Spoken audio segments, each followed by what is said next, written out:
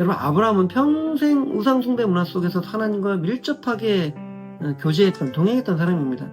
그러니까 이 사람은 온 삶으로 하나님을 믿는, 그 믿음에 자기 온 삶을 던지는 것이 무엇인지를 알고 있었어요. 근데 400년 동안이나 이집트에 살았던 이 백성들은 몰랐습니다. 이거 얼마나 안타깝습니까?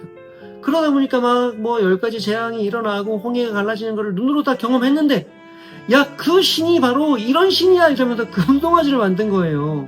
하나님 누구신지 몰랐던 겁니다. 관계를 어떻게 맺는지도 몰랐어요. 계속 우상숭배만 했거든요. 완전히 유치찬란했던 거죠. 기초가 없는 이 사람들에게 최소한의 기준이 필요했어요. 그게 바로 율법이라는 겁니다. 갈라디아서 3장 24절, 율법을 초등교사, 즉 파이다고고스라고 하는데, 이 파이다고고스는요, 어린 자녀를 관리하는 집안의 노예예요. 잘하면 상 주고 못하면 벌 주고 강제로 억지로 때려가면서 최소한의 것을 배우게 하는 것. 하지만 이제 아버지가 보고, 야, 너 이제 이제는 네가 스스로 선택하고 책임질 수 있겠어. 실수해도 괜찮아. 실수하면서 이제 자유인민의 삶을 살아. 이러면서 성인식을 치르는 거예요. 이 성인식을 치르기 전까지 율법이 필요하다는 겁니다. 자, 율법은요, 졸업하라고 있는 거예요. 지금 당신은 아직 파이다고고스 안에 있습니까? 아니면 자유민으로 살고 있습니까?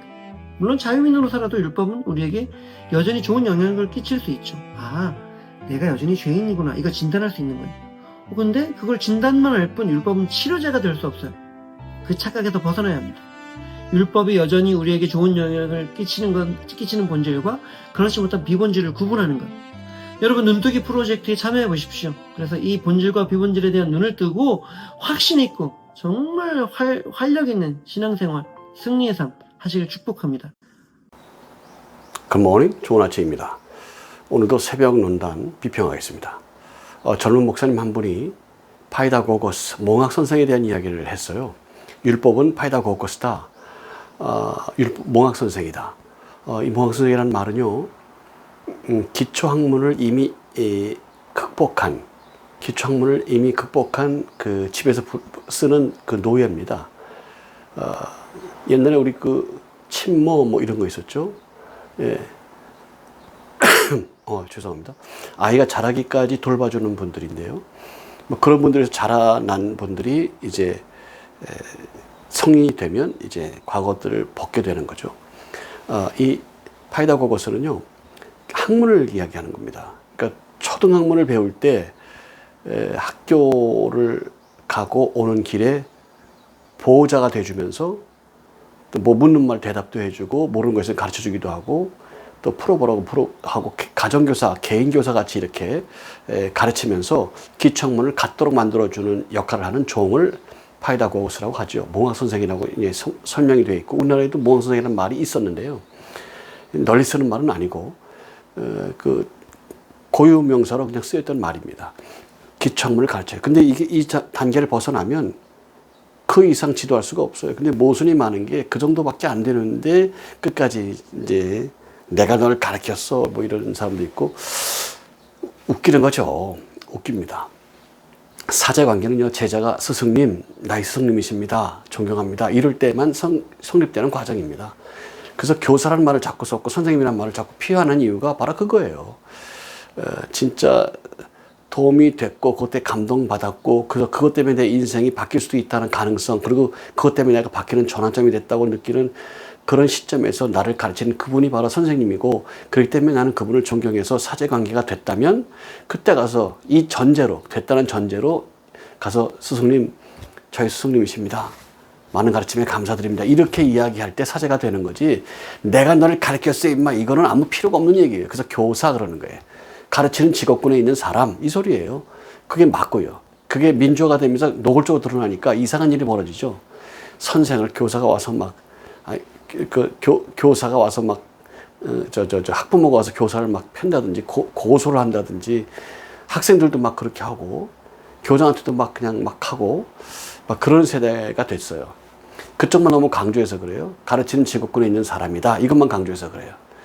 왜냐하면 이념 쪽으로 가서 이념을 따라야 되는데 자유민주주의에서 그 이념 따라가지고 그게 합당하지가 않으니까 그렇게 일단 건의를 떨어뜨려 놓는 것만은 해놓자. 이제 거기까지만 간 거죠. 그 이상 갈 수가 없는 거고요. 반드시 바로 잡아야 될 질서입니다. 뭐가 선생, 이걸 통해서 자유가 있느냐? 그렇지 않지요. 기초학문을 배우는데 무슨 자유가 있어요. 그리고 이제 많은 오해를 하고 계시는데 학교는 자유를 배우는 것이 아니고 강제를 배우는 것입니다. 명심하십시오. 학교는 강제를 배우는 것이에요. 이 강제를 안 배우면 엉망진창이 돼버려요. 범죄율 계속 늘어나고요. 사회 폭력이 난무하고요. 범죄율이 말없이 높아집니다. 계속 그럽니다. 그래서 이 학교는 강제를 가르치는 것이에요. 이 강제를 따르지 않으면 구속된다. 강제를 따르지 않으면 불법이다. 강제를 따르지 않으면 손해본다. 강제를 따르지 않으면 원하는 바를 이룰 수 없다. 강제를 따르지 않으면 보호막이 안 된다. 강제를 따르지 않으면 누구도 너를 응원하지 않을 거다. 이거를 보여주는 게 학교입니다. 그래서 막 종아를 때려서라도 공부를 시키고 종아를 때려서 숙제를 하게 만들고 잘못된 일 있으면 막 종아를 때려가지고 막 유기정학도 주고 무기정학도 줘가면서 막 다스리고 그러는 거예요. 그거 싫다고 그래봐야 그 사람이 범죄자가 안 되는 수는 없어요. 그건 없는 거예요.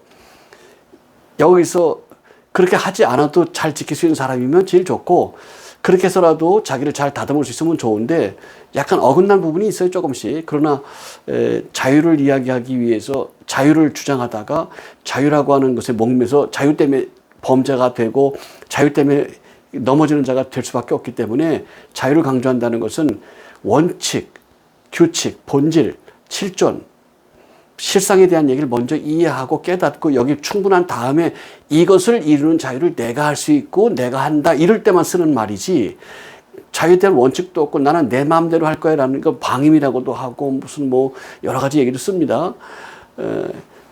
그럴 때 쓰는 자유가 아니란 말이죠. 그 예전에 제가 굉장히 싫어했던 사람인데 락 한다는 사람이 말이야. 학교 얘기할 때 교사들이 그 체벌 이런 거 얘기할 때 가죽장갑 끼고 가죽 조끼 입고 나와가지고 말이야. 막 문신 같은 거 보여줘 가면서 왜 당신들이 뭔데 자유를 막냐 이런 거 한단 말이에요.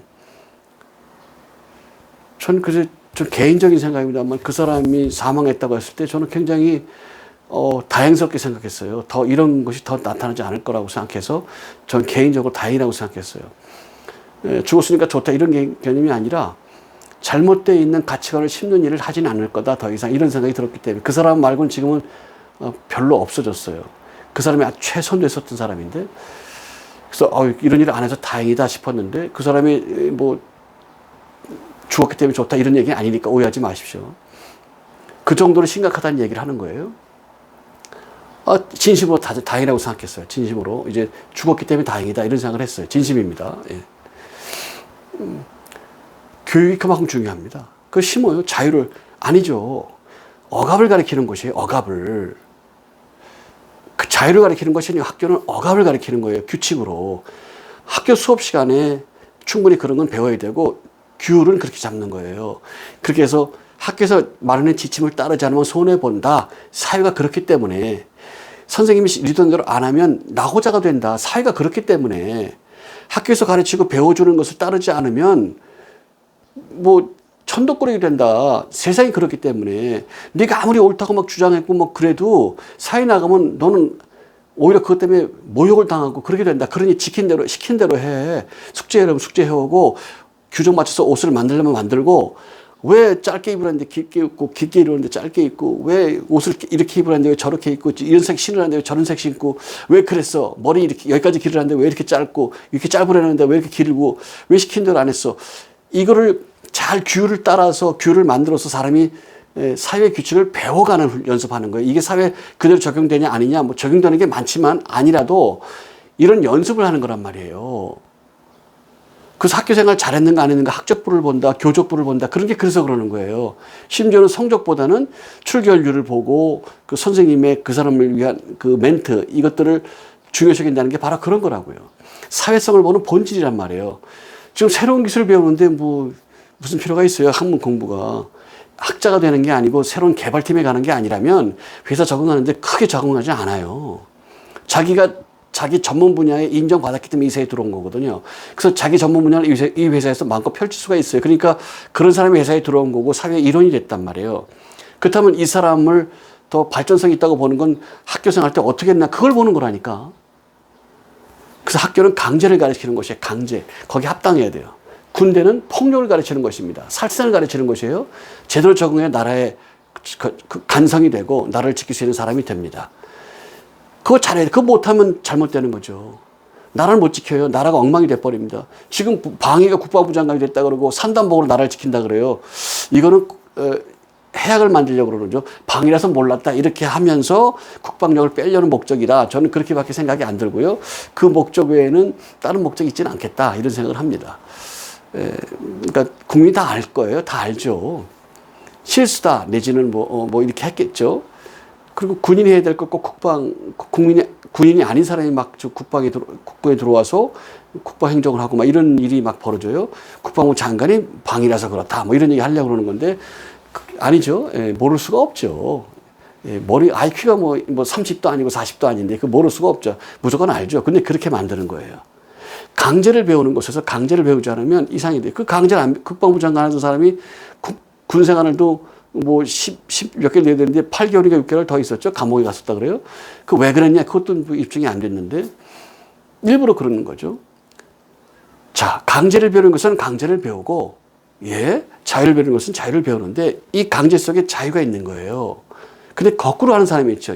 이스라엘 사람이 모세를 끌고 나왔더니 강제를 거꾸로 배웠어요. 거기선 부추도 주고 뭐 마늘도 주고 고기도 주고 그 냄새가 지금도 나는데 광야에서 뭐냐? 광야에서 맛있는 거 얻어먹으려고 나온 게 아니잖아요. 약속한 땅으로 향해서 가려고 나온 거잖아. 근데 잘못된 거죠. 잘못. 이렇게 된 것이 얼마든지 있다는 겁니다. 얼마든지. 그렇습니다. 근데 이 목사님은 그거를 제대로 보셨어요. 아브라함 이야기하면서 보셨고 광야 생활하면서 그걸 아주 잘 설명하셨습니다. 이렇게 성경의 본질적인 것을 보는 분이 계시다는 건 참 귀하고요.